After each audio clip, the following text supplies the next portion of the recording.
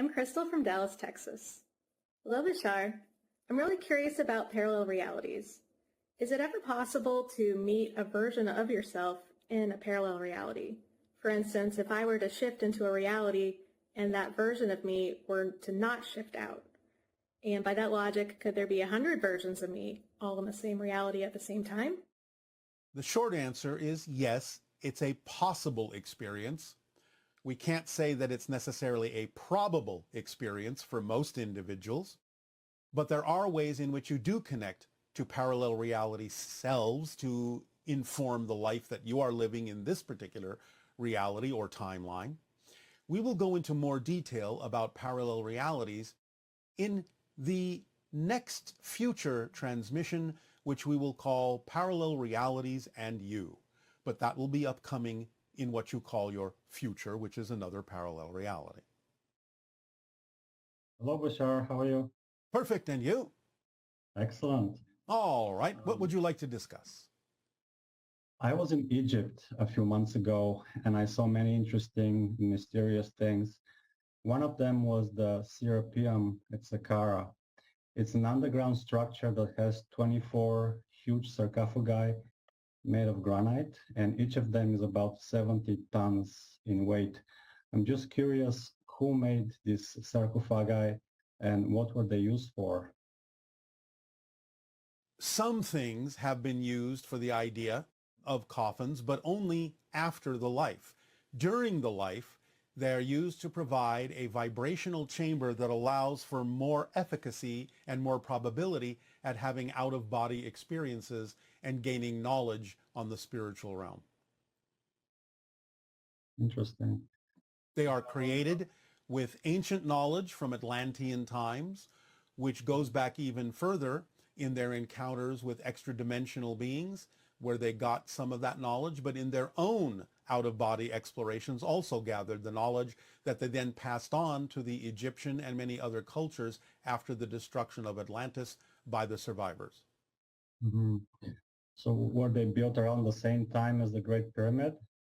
Some of them were, and some of them are later, but eventually the knowledge was lost. Okay. And the new chamber that was discovered in the Great Pyramid, what was its purpose? It added to the resonance of the Great Pyramid as a resonating chamber. There are certain kinds of ratios and relationships between those chambers in the Great Pyramid that enhance certain frequencies that allow for higher probability of experiencing both out-of-body and higher mind meditational experiences. And also provide resonance for different forms of energy that the ancients also were able to siphon off of the intact pyramids, which it can only now deliver partially because the pyramid is not completely intact. But it also created certain kinds of vibrations that could be transformed into certain forms of energy, including electricity, which the ancients were capable of using to a limited degree. Okay. Are there other chambers in the Great Pyramid that will be discovered in the future? Yes. Okay. And I have a question about Atlantis. In 2001, a sunken city was discovered off the west coast of Cuba at a depth of about 2,000 feet. Was this an Atlantean colony? Yes. And how did it sink so low? Well, you have to understand that the waters of the ocean rose a lot. So not only were there seismic tremors that allowed certain portions of their colonies to sink, the oceans also rose because of the ice caps melting. Okay. And what was the name of this city and what was it known for? It was mostly a trade city, an agricultural city. One moment.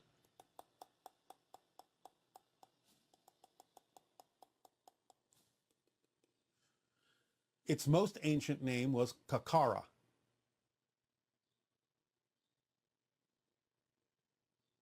Does that answer your question? Yeah, did it sink at the same time as the main city of Atlantis? In portions over periods of time. But again, it's not just that it sunk. Remember, the oceans rose because of the ice melt, but the main tsunami that wiped out most of the main portion of Atlantis and some of its colonies came from a cometary impact into the Atlantic Ocean. That's what caused the main destruction. Okay. Then, because of the climate change that occurred after the impact and the idea of the great floods that occurred because of the ice melts and the tsunamis, then over time the oceans rose. Yes. Okay.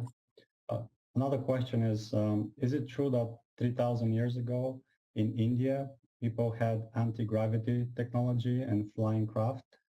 A few of them did, yes. Not everyone. It wasn't absolutely common, but a few of the upper echelons and priestess level did. So what happened to that technology? How did it get lost? It was forgotten over time because many of them were used for destructive purposes, and many of them were actually destroyed, and the information as to how to rebuild them was long gone. Mm-hmm. They were more ancient craft that were sort of handed down, but the means of perpetuating them and maintaining them had already been lost. That information does still exist in ancient scrolls you haven't yet discovered that are buried. Yes, they talk about the Vimanas. Yes. And when will we have anti-gravity technology again on Earth? The highest probability is at least sometimes within the next 30 to 50 years in the way that you're describing it. It can be sooner in terms of borrowing it from other cultures after open contact, but you yourselves will generally understand the concept and be able to manufacture certain forms of those crafts within the next few decades of time at the most.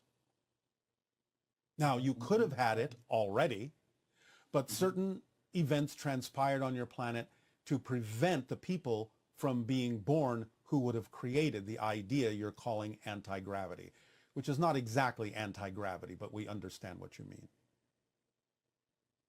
It's more resonant relocation. It's more resonant space-time relocation is what you're referring to as anti-gravity. It's not really anti-gravity. So those people were born in a different timeline and not in ours? Yes, because of certain events in your timeline that prevented their birth, such as wars and so on and so forth. I see. And is there a concern in your society that if we get this technology now, it may be used for the wrong purposes? It is not a concern. It is simply a recognition that you may use it for negative purposes, yes. Mm-hmm. Okay. Well, thank you very much. That's all the questions I have. All right, we thank you. Our deep appreciation and Aveo. Well. Hello, Bashar. You said the definition of abundance is the ability to do what I need when I need. So it's not about what I want, but what I need. Could you please clarify these two terms? Because I can imagine I know what I want, but I don't know what I need. And also, if I know what I need, it doesn't necessarily mean that it's supposed to be comfortable. So where is the place for joy? How the excitement and passion is related to this? Could you please clarify that?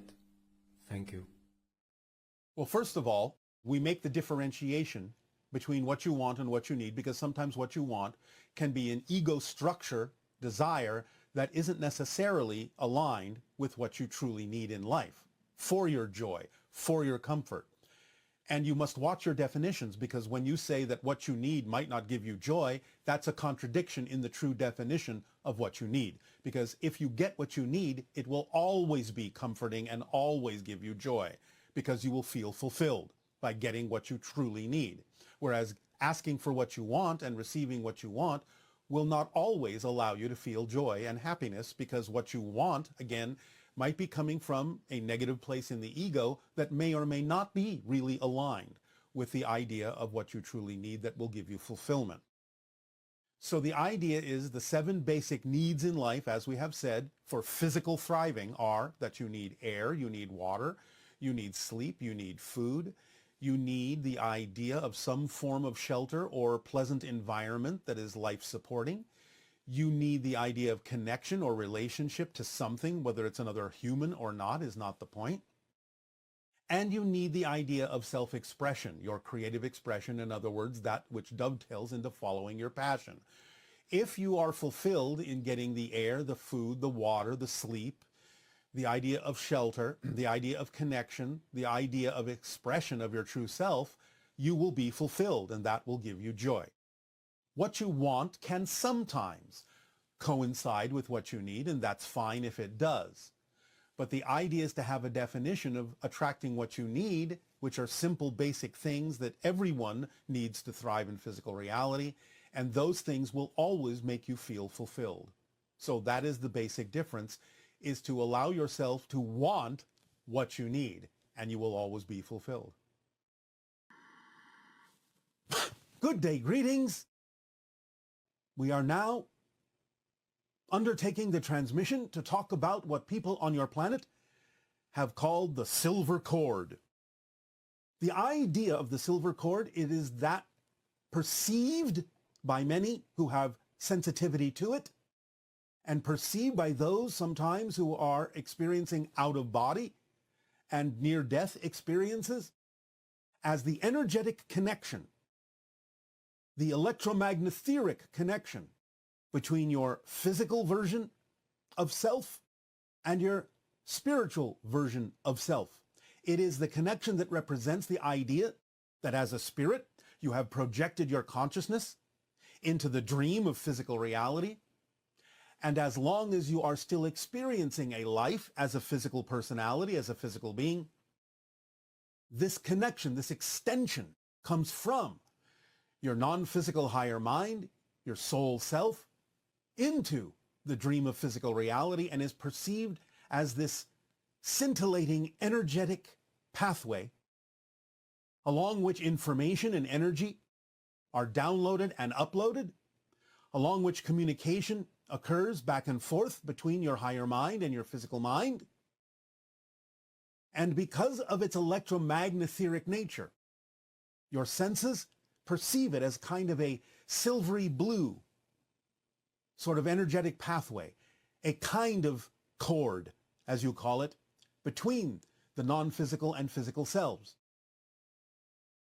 And the idea is that as long as you are physically alive, this cord will exist and allow you to know that you are always connected to your higher self, your non-physical personality, so to speak, your non-physical identity.